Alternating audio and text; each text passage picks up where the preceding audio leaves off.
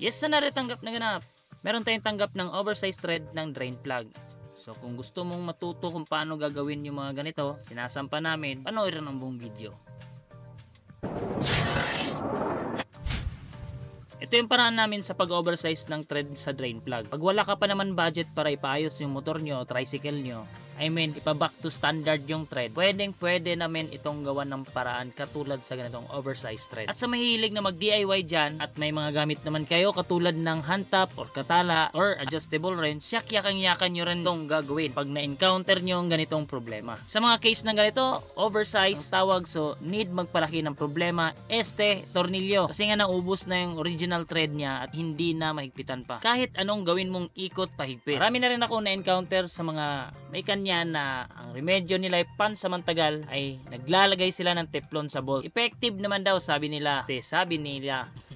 Para sa amin, ang best remedy talaga dito ay i-thread ng panibago na mas malaki kesa original. Karaniwang original thread ng drain plug ay M12 by 1.5 at ang kasunod na sukat ng tornilyo ay M14 by 1.5. Singit ko lang, hindi kami nagbibigay ng sukat ng tornilyo pag sa ulo ang pagbabasehan. Iba kasi, ang drain plug ay standard ang thread pero ang ulo ng bolt ay maliit. Meron din malaki ng bolt na malaki din ang ulo. Kaya sa thread talaga kami nagbabase. Sa pag-oversize naman ay dinudukot namin yan sa ilalim ng motor kaya sinasampa namin yung harapan ng gulong. Kailangan din dito ang counting technique para naman hindi tagilid o hindi tatagilid ang thread ng drain plug. Kailangan mo ng counting persa, padiin at dahan-dahan mong ikutin pasok sa butas. So sa isang maliit na pihit, pahigpit, kailangan mo silipin kung talagang nakasentro pa rin. Or naka 90 degree pa rin yung hand tap nyo, side to side yung silip pa. Sa ganitong paraan, minsan hindi may iwasan na meron talagang tatagilid na thread. Kaya sa bolt na pinabibili namin sa customer, ay dapat may kasamang bronze washer o tanso na washer para yun mismo ang maglala para hindi natutulo yung langis. Binanggit ko nga kanina na karaniwang original thread sa drain plug ay M12 by 1.5 at kailangan gawin itong M14 by 1.5. Ang problema naman sa pag-thread ng 2mm ang gap ng laki ay mahirapan kapag diin. Kaya bumili kami ng hand tap na M13 by 1.5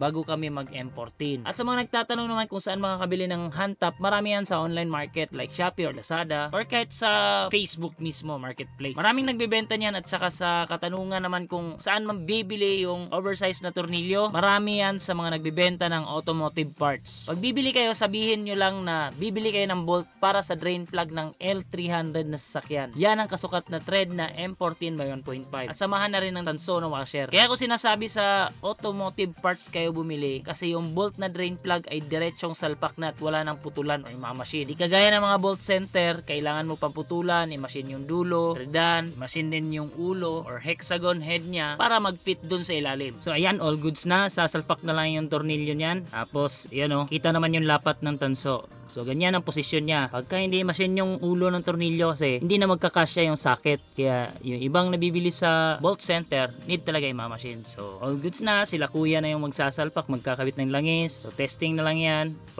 saglit na paandar. Titingnan kung talagang may leak pa o wala na. So yan, thank you sa tiwala and Team Machinist at your service.